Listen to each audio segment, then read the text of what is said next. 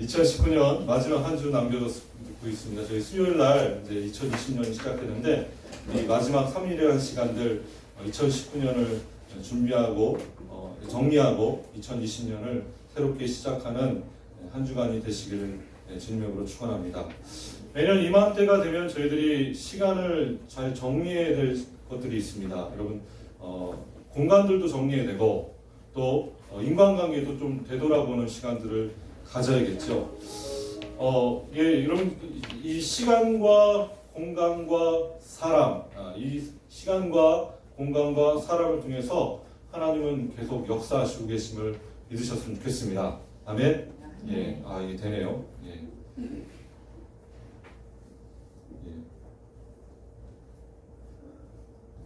예, 우리 제목 한번 읽어볼까요? 오늘 제목입니다. 시작. 마가 다락방 하나님께서 택하신 곳. 누가복음 22장 말씀을 가지고 저희들 하나님께서 공간을 통해서 역사하시는 하나님 주님을 하나님께서 택하신 곳이라는 제목을 가지고 시리즈로 하나님 말씀을 전하겠습니다. 성경은 2000년의 시간과 1500여 공간과 5000여 명의 사람들을 통해서 쓰여졌습니다. 여러분 이렇게 다양한 공간과 시간과 사람을 통해서 하나님이 역사하셨는데 다 누구를 향해서 이 말씀이 향하고 있습니까? 예수 그리스도. 이 모든 말씀, 이 모든 기록된 것들은 다 예수 그리스도에 관한 글입니다. 여러분 믿으십니까? 아멘. 놀라운 일입니다. 그죠? 2000년이라는 시간과 1500여 년의 그 공간과 그리고 5000여 명의 사람이 다 예수에 관한 이야기들을 펼쳐지고 있다는 것입니다. 여러분 신구약 중간사, 이것이 이제 신약과 구약을 읽는 중요한 매개체가 됩니다. 여러분 그래서 여러분들 통성경학교 꼭 가셔서 저희들 이걸 한 3시간, 4시간을 걸쳐서 저희들이 강의를 하는데 신구약 중간사의 이야기를 꼭 머릿속에 담으셔야 될 줄 믿습니다. 아멘. 그래야지 여러분 신약과 구약이 연결이 되지요. 또 신약과 구약을 공간으로 연결시키는 한 도시가 있는데 우리가 저희들 성탄절 때 함께 나눴던 말씀인 베들레헴입니다. 여러분 이 도시가 신약과 구약을 잇는 하나의 매개체 역할을 하는 모습을 보게 되죠. 또 사람은 어떻습니까? 여러분 신약과 구약을 잇는 한 사람이 있어요. 그 사람이 누구죠? 침례 요한입니다. 마지막 선지자이죠. 여러분 그 마지막 선지자인 침례 요한을 통해서 구약이 끝나고 선지자의 시대가 끝나고 성령의 시대, 예수님의 시대가 시작되고 신약의 시대가 시작됩니다. 여러분 이 사람 침례 요한이라는 사람을 통해 신구약이 연결되어 있는 것을 보게 되죠. 여러분 공간을 여러분 저희들이 함께 계속 나누는 것들 중에 하나가 뭐였습니까? 첫 번째 번제단에 대해서 함께 했죠. 그리고 성막에 대해서 함께 했고 그 다음에 성전에 관한 이야기, 예루살렘에 관한 이야기, 여러 가지 이야기들, 또 베들레헴에 관한 이야기, 많은 이야기들을 함께 나누면서 이 공간을 이동시키시면서 결국에는 그 최후의 목표는 우리들의 몸이라는 것을 여러분 깨달으시는 저와 여러분 되시겠습니다. 아멘.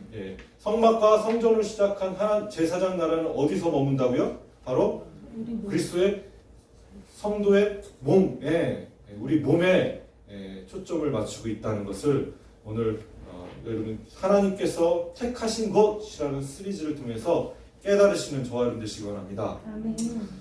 자, 또한 하나님께서는 애굽이라는 곳에서 광야로 이끄셨고 광야에서 예루살렘으로 이끄셨고 예루살렘에서 구체적으로 성전산으로 이끄셨고 또 성전산에서 또 마가의 다락방, 시온산 옆에 있는 마가의 다락방으로 이끄셔서 결국엔 그 마가의 다락방에서 각 제자들에게 성령이 임하심으로 모든 그리스도인들이 다 하나님의 성전임을, 하나님 나라임을 완성시키셨다.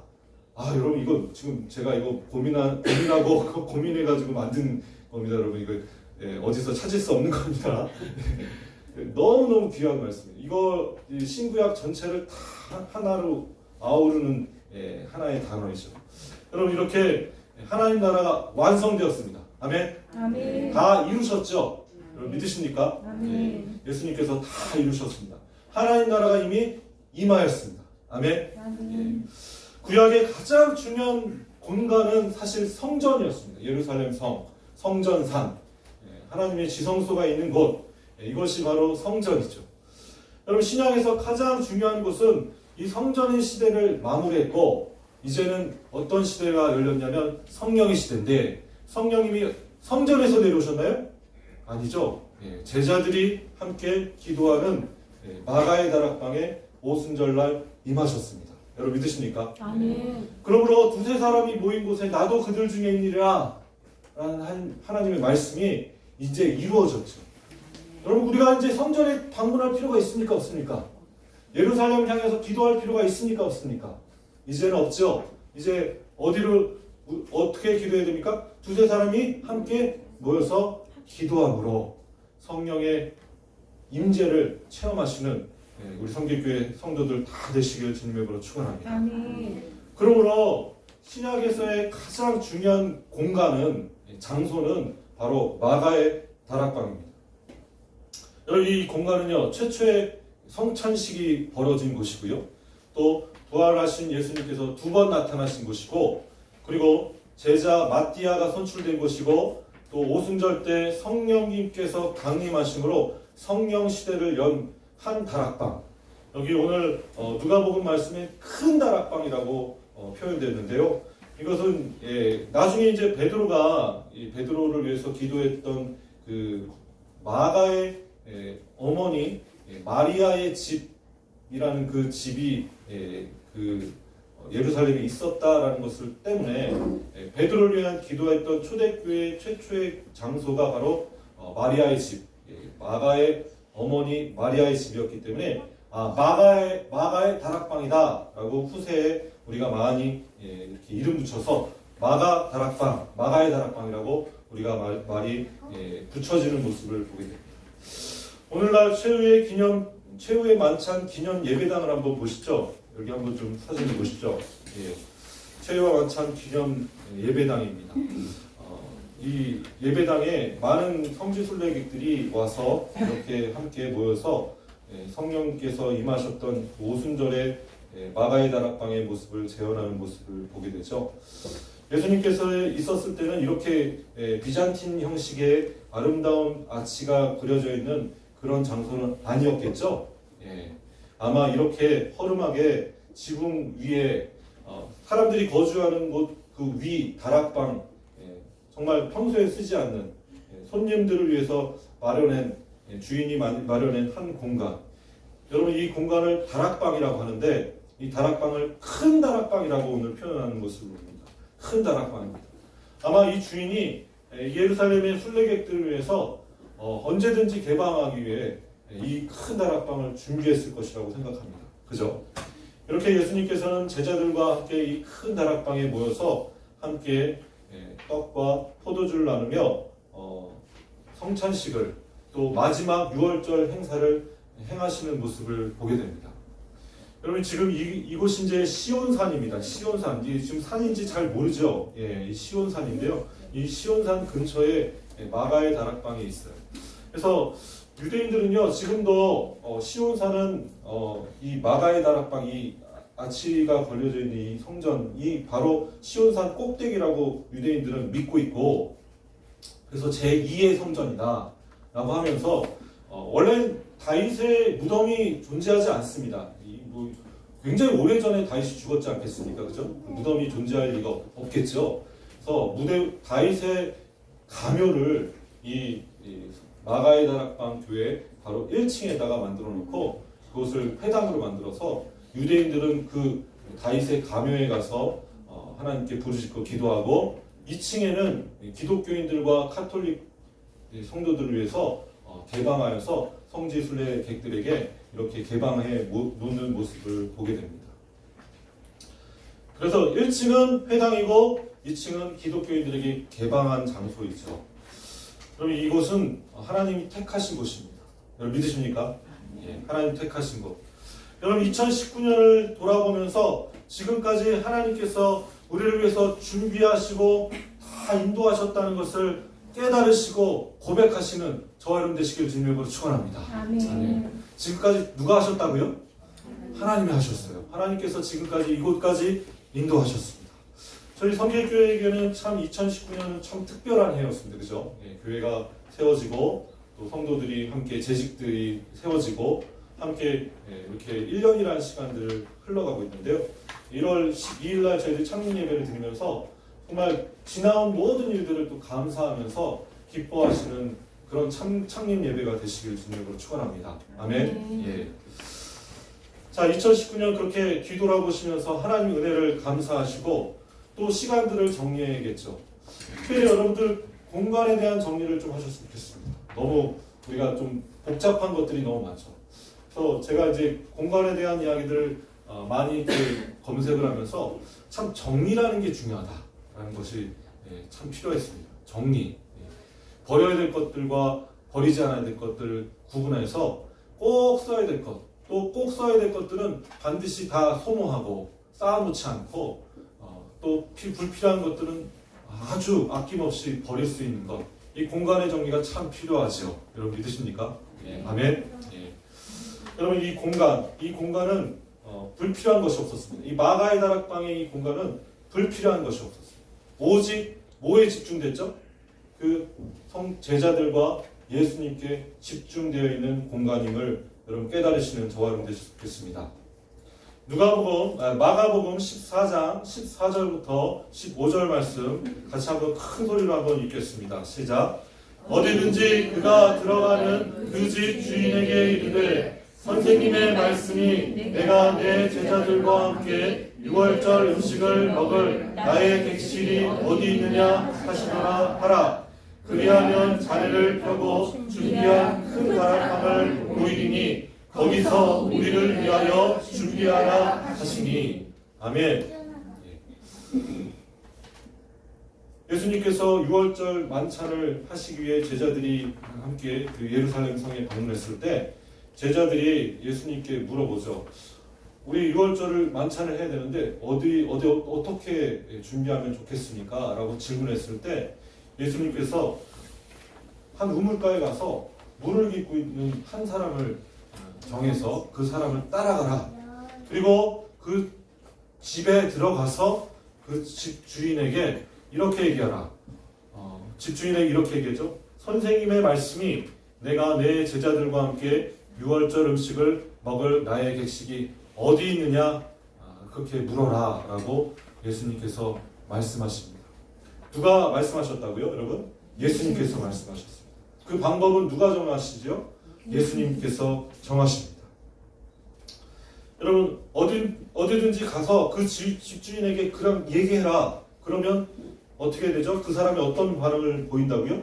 그리하면 자리를 펴고 준비한 큰 다락방을 보이리니 거기서 우리를 위해서 준비하라.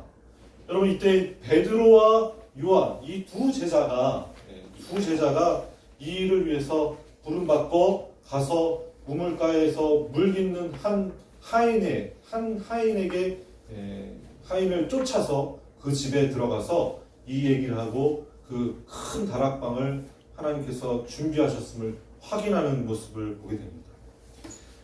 사랑하는 성도 여러분 이 하나님께서 다 2020년도 모든 것을 준비하실 분이심을 여러분 믿으시기 원합니다. 아멘. 아멘. 예. 누가 준비하신다고요? 하나님께서 다 준비해 주실 줄 믿습니다. 여러분 우리는 그냥 뭐만 하면 되죠? 그냥 말씀에 순종하면 됩니다. 예수님께서 그 방법 가르쳐 주셨나요? 안 가르쳐 주셨나요? 다 가르쳐 주셨습니다. 자, 이 모든 일들을 제자들은 평소와 같이 평소에도 이렇게 예수님께서 구체적인 방법과 장소를 다 예비하셨다는 것을 우리가 알게 되죠. 그래서 베드로와 요한이요 의심 없이 갑니다. 가서 이 큰 다락방을 봅니다. 우리 같이 한번 22장 19절 말씀 같이 한번 좀 읽겠습니다. 19절 말씀 시작. 또 떡을 가져 감사기도 하시고 떼어 그들에게 주시며 이르시되 이것은 너희를 위하여 주는 내 몸이라. 너희가 이를 향하여 나를 기념하라 하시고. 여러분 이 장소를 주신 이 마가의 다락방이라는 장소를 주신 하나님의 예수님의 목적은 무엇입니까, 여러분? 바로 나를 기념하라는 것입니다. 여러분 믿으십니까? 우리 우리 성길교회 이렇게 장소를 하나님께서 허락하셨는데 이 장소를 주신 목적은 뭐라고요? 예수 그리스도를 기념하기 위해서입니다. 믿으십니까? 그래서 두세 사람이 모여서 함께 예수님을 바라보고 예수님을 기념한다면 그들 중에 누가 계신다고요? 예수님께서 함께 계심을 여러분 마음속에 믿고 오늘 두세 사람이 모인 곳에 나도 그들 중에 있으리라는 말씀에 순종하시는 저와 여러분 되시기 원합니다. 아멘. 아멘.